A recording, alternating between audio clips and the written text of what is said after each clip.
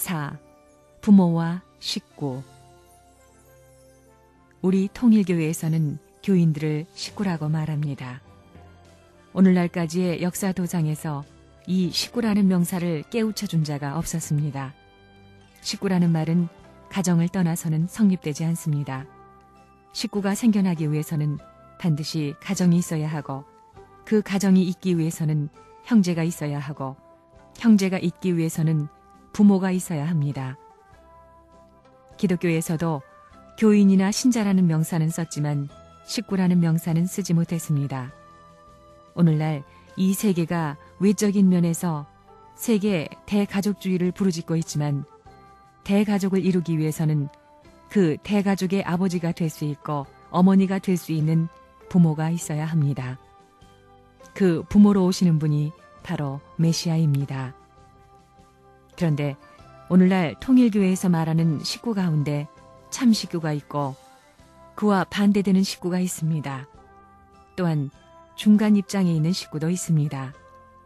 그러면 하나님이 세우신 천적인 가정을 중심으로 식구라는 명사를 가진 참 식구는 어떤 사람인가?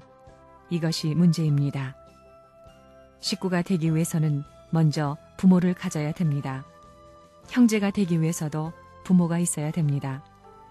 형제는 여럿이지만 부모는 하나인 것이 원칙입니다. 즉, 식구는 여럿이어도 주인은 하나라는 것입니다.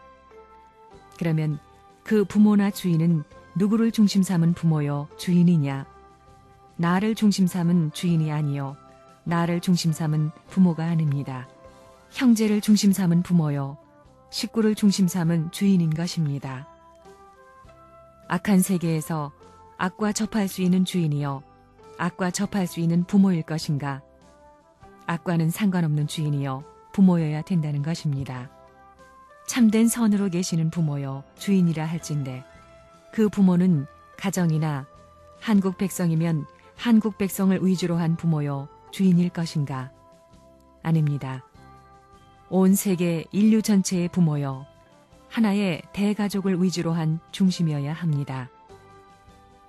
그러면 그 주인이요, 부모요, 중심의 자리에는 누가 서야 하느냐? 천지를 창조한 하나님이 서야 됩니다. 그 다음에는 누가 서야 되느냐? 악한 세상을 세계적으로 수습할 하나님의 대신자, 즉 구세주가 서야 합니다. 그리하여 하나님과 일체된 구세주를 부모로 지상에 모실 수 있어야만 비로소 참다운 가정을 이룰 수 있으며, 구세주를 참되게 모시는 자만이 참다운 자녀와 참다운 형제가 될 수 있습니다. 여러분은 하나님의 뜻에 합당한 길만을 걸어야 되고, 형제가 아닌 형제가 되어야 되고, 부모 아닌 부모가 되어야 됩니다. 통일교회에서는 부모 아닌 부모를 모시고 형제 아닌 형제들이 하나님을 중심 삼고 혈육지정을 넘어가는 운동을 벌이고 있습니다. 여기에서 민족을 초월하고 세계를 초월하여 신문화 창조가 벌어질 것입니다.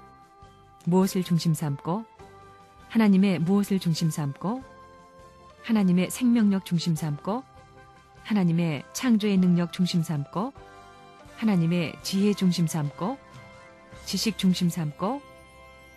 아닙니다. 하나님의 사랑을 중심 삼아야만 가능합니다.